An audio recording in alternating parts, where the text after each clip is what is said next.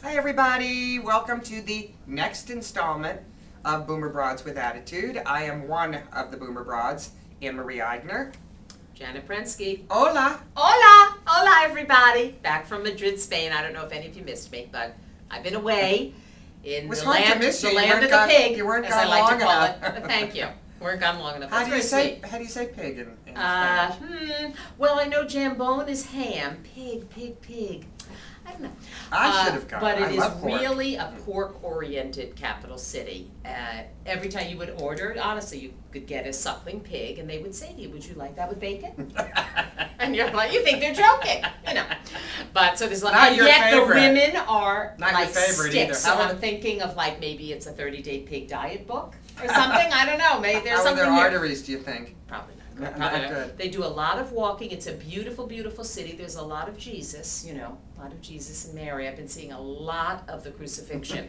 I don't know what the obsession is with that. Pig and Jesus. Pig and Jesus. It was a tough trip for me. Who picked that destination? My dear friend Candace. Thank you very much. And then the trip home, 9-hour flight with a baby in front of me and a dog behind me. Oh. Thank you, everybody. Aren't you You happy know to be how back? calm I am. And aren't you happy to be back? And now I'm back with the broads, and I of course have no clue what we're doing today, which is not unusual even when I'm well, not there's away. only one But thing you're in to charge talk about today. Only one thing. I am in shock. One word. Tiger. I am in shock. I leave for what? 4 days. Tiger. You know, it shows and it's just getting worse. And I really never put anyone on a pedestal. No one is above you ever being. But everyone is human, and it bothers me. And this is killing me, though. Honestly, I believe that this Tiger Woods situation will become, in the same way that the Tylenol case became a textbook example of how to do PR, this is a textbook example of how not to do PR. Hiding behind a press release. My goodness. And the arrogance. I don't honestly, because this goes back to the whole David Letterman discussion, I really don't care what he does in his private life. I honestly do. I know you do. We'll get back to that in a moment. All right. What bothers me is the arrogance. This guy is so arrogant that he even made his own phone calls to his mistresses, to his hookers, if you will, to ask them to like clean their phones off. Instead of asking for, how many minions do you think he keeps on payroll? Many a minion. And he couldn't ask a minion to make that call? Hello? Well, you don't want a minion to call your lover. I mean, that's absurd, too. You don't think his minions... Well, it is absurd. Yeah. But he's so arrogant, he feels he can leave a voicemail on saying, please erase or please throw out your phone or whatever. He got caught. He's the spider in the web. The web closed in. He got ensnared. And once that starts to happen, you roll, that snowball gets bigger and bigger. David Letterman didn't. That was a textbook case of good public relations. How to handle. Yes. And I don't They're both scumbags, though, I'll tell you that. I know. I mean, I don't think David Letterman is as much of a scumbag. They're both married men who fooled around. They are this. He was not. First of all, David Letterman was not married when he was fooling around. But okay, that's fine. That's that's a very fine point. I know it's slicing hairs or whatever. Splitting hairs. Or slicing something else.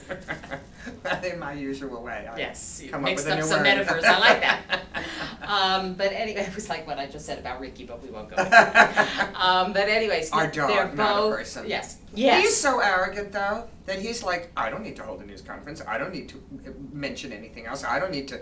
Well, so now all his women are holding news conferences instead. It's fascinating. He doesn't get it. He's so arrogant, he thinks he can control this. Because that's basically the way he's been raised, is to think he can control everything. That's what pisses me off the most, to be honest with you. What bothers me the most is that he thinks we're going to fall for it. You have to it's understand. It's going to be okay because I'm going to tell you what I want you to know. You have to understand with these superstars, particularly athletes, forget David Letterman, put him aside. This is a superstar athlete. It's a superstar. They all feel they are bigger than the rest of us. They all feel they can sleep around and get away with it. They all feel they could do steroids and get away with it. They all feel they can smoke pot and get away with it. Well, we'll see. It's just the mentality of the superstar athlete. Do you think he's going to pay? Caught. Do you think he's going to pay a price? I think he will pay a price because I think he does care. I think he'll pay some price with advertising sponsorships. Well, wait, he will not pay a price as a golfer. Is the wife sticking around?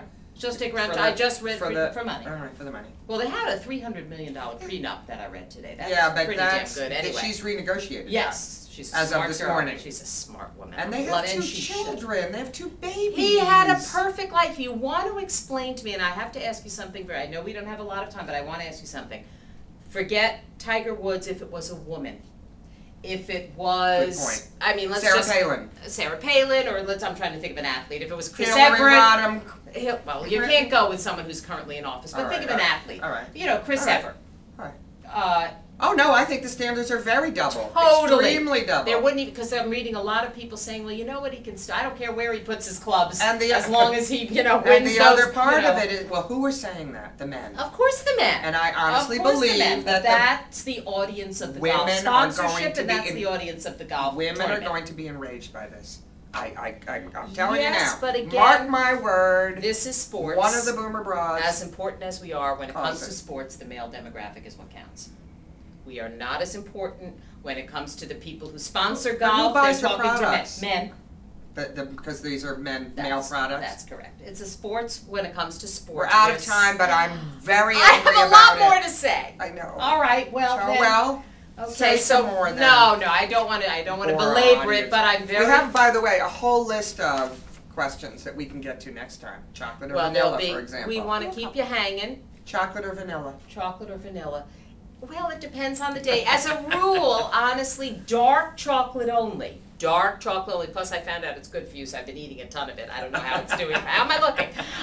But vanilla, I love a nice vanilla ice cream. With something on top of it. Chocolate.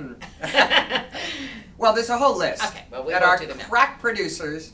Love them all. So we can do one Dan, more. Beth, Marissa, what would we Yeah. do without them? We'd be nowhere. We'd be nothing. Yeah. That's obvious. We're close to that right now. Rock or rap? Rock or rap? Rock! I'm totally Yeah, with you on rap. that. No, I'm not a rapper. Not a rapper. Oh, I love this one. Okay. This is my favorite. I love this one. Wait till you see her expression when I ask this one. Oh, golly. Pulp or no pulp? Oh, that. Did he actually write that and not know He me? doesn't even know you. Yes, I'm an anti-pulp woman. Like, in a big way. like she freaks out. I with have pulp. a pulpophobia. Bananaphobia and pulpophobia. And pulpophobia. As I've said, the person whoever invented extra pulp orange juice was out of their freaking minds. What were they thinking? What was that about? I saw that on the market shelf one day. I was vomiting. Honest to God. Pulp is a disgrace, and when it dries on your lips, let's not even discuss it. And on that note, thank you for joining us. And she presents herself as the sane one. Yeah. Look at that. That's like, is she really? Does she really mean that?